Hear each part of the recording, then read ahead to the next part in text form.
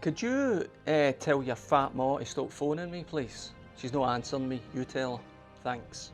I might have mentioned a couple of 100,000 times, but I don't really look at social media or news or that, so I don't actually know what's happening.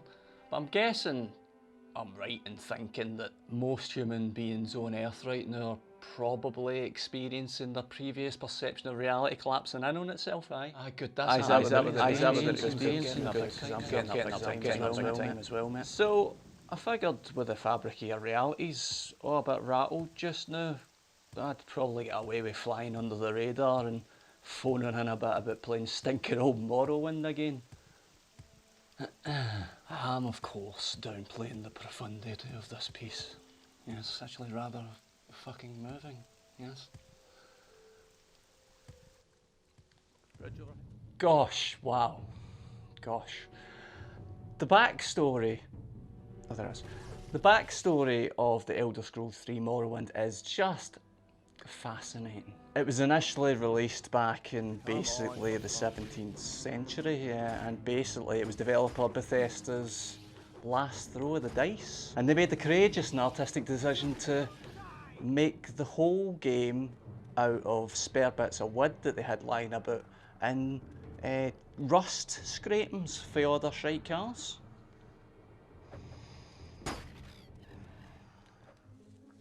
You probably knew that already. You also probably knew that already about Morrowind being the first game that I ever reviewed on the online video game review show Consolevania. I also picked it as my #1 favourite game of all time on Consolevania's Top 100 Best Video Games of All Time, available now on YouTube. I think I might have put about 10,000 hours into it, in all honesty. No other game has captured me the way Morrowind did. So let's see what it's like playing Morrowind in this R-tape loading error of a year 2020. I'm not sure what that means.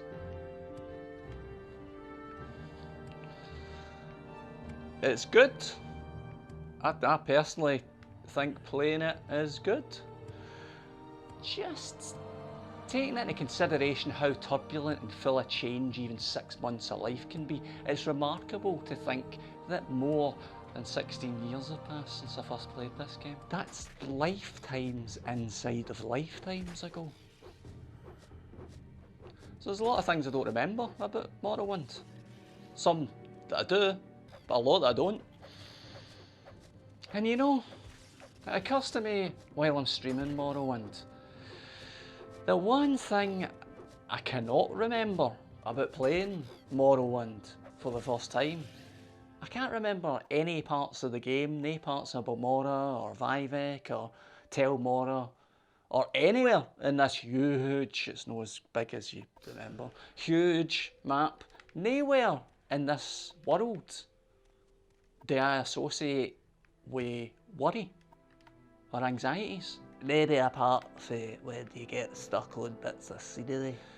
It's always just me, that beautiful Morrowind score, and a load of freedom.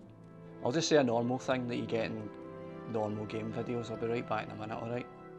The combat in Elder Scrolls 3 is hardly anything. It barely even exists. When you're in a fight, you hear sound effects and there's waving about of limbs, but it's hard to call it violence. It's a bit too Monty Python. About 8 months ago, when I took a bit of a mental nosedive, one of the bits of advice that I thought was particularly useless and annoying at the time was, do something you enjoy. That advice did give me some fleeting relief from feeling defeated, but only because I instead got to feel fucking raging.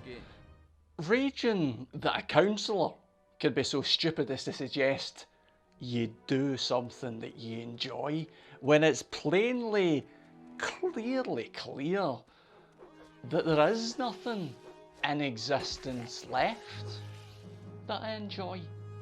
8 months later, that's right, this game is one of the most comforting things in life. Sometimes it's not the old games you're returning to. Sometimes you're returning to yourself, or you're returning to a room within yourself. Well, you don't have to acknowledge the noise, the worry, inside and outside of your head. When I listen to this part, or does anybody want their fucking horoscope read? I think I'll just be normal on this bit and I'll say a bit about the game. It's strange that despite its age, it's still a striking and at times beautiful looking game. The draw distance is only about 10 inches in front of your face, but it still looks really unique. I used to collect their helmets in my original save. I had hundreds of them.